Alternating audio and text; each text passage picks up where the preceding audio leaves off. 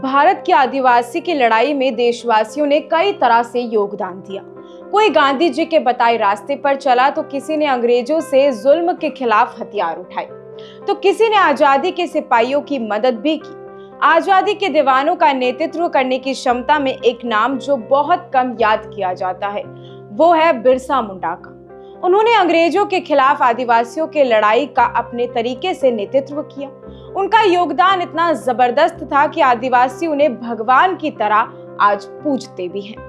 वो अपने दौर और उसके बाद भी आदिवासियों की सशक्त आवाज बन गए थे। 123 साल पहले अंग्रेजों ने बिरसा मुंडा को जहर देकर उनका शरीर तो खत्म कर दिया था, लेकिन हर आदिवासी के दिल में उनकी छवि को अमर होने से नहीं रोक सके। उन्होंने वनवासियों को न केवल अंग्रेजों के खिलाफ लड़ना सिखाया बल्कि आत्मसम्मान की राह भी दिखाई। बिरसा मुंडा का जन्म 15 नवंबर 1875 को बंगाल प्रेसिडेंसी के रांची जिले के उलिहातू गांव में हुआ था। उनके पिता का नाम सुगना मुंडा और माता का नाम करमी हातू था। उनका बचपन गरीबी में बीता। उन्हें बांसुरी बजाने का बहुत शौक था। उनकी शुरुआती शिक्षा सलगा में हुई थी। जल्दी ही उनका समर्पक क्रिश्चियन मिशनरी से हुआ था। उसके गांव में लोगों को ईसाई बना रहे थे। बिरसा पढ़ाई में बहुत ज्यादा होशियार थे, इसलिए सलगा के स्कूल में उन्हें जर्मन मिशन स्कूल भेज दिया गया था। वहां से ईसाई बनकर बिरसा डेविड हो गए।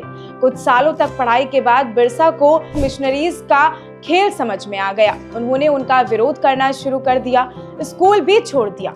इसके बाद वो लंबे समय तक चाईबासा में रहे।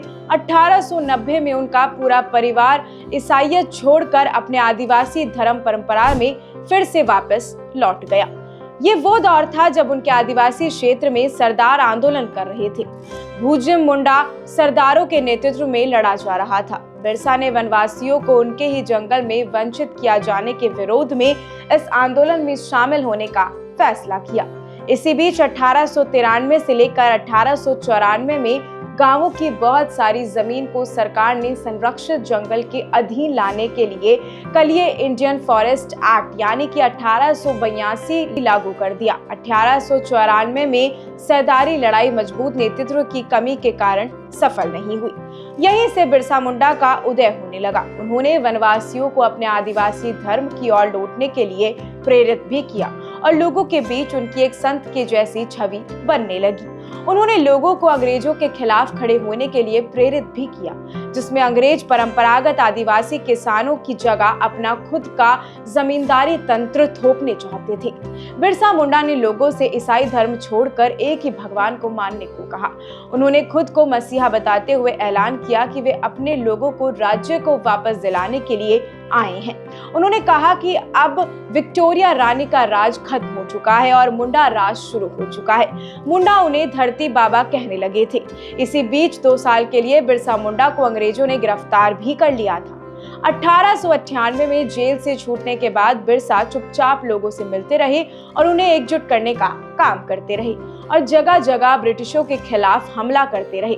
धीरे धीरे ये अंग्रेजों और मुंडा आदिवासियों के बीच सीधी लड़ाई होती दिखी। उनके सिर पर 500 रुपए का इनाम रखा गया। 3 फरवरी 1990 को उन्हें गिरफ्तार कर लिया गया था। उन पर और उनके साथियों पर मुकदमा चलाया गया, लेकिन 9 जून 1900 में मृत्यु उनकी हो गई थी। बताया जाता है कि उन्हें अंग्रेजों ने जहर दे दिया था। उसके बाद आंदोलन दब गया, लेकिन 1908 में कानून बन गया था कि आदिवासियों से जमीन नहीं ली जाएगी। अब तो झारखंड और राजस्थान में भी बिरसा मुंडा की स्मृति में जगह जगह उनकी प्रतिमाएं लगाई गई हैं। उनके नाम पार्क, सड़कें और भवन हैं। वो राज्य में महान हस्ती के नाम से भी काफी पूजे जाते हैं और उन्हें बहुत सम्मान भी आदिवासी और कई लोग जो बिरसा मुंडा को मानते हैं काफी ज्यादा सम्मान भी देते हैं। ऐसी और भी तमाम अपडेट्स और जानकारी के लिए आप बने रहिए हमारे चैनल भारत रफ्तार के साथ। धन्यवाद।